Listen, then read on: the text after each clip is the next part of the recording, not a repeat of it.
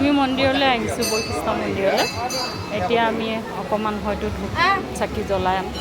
এয়া মন্দিৰৰ পৰিৱেশ দেখুৱাইছোঁ। এইটো হনুমান মন্দিৰ, হনুমান ভক্তসকলে পূজা অৰ্চনা কৰি আছে। এইটো বৈশিষ্ট্য মন্দিৰ।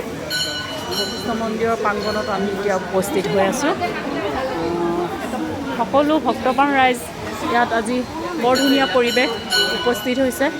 সকলোৱে ভগৱানক প্ৰাৰ্থনা কৰিছে যে ভগৱানে সকলোকে মংগল কৰে।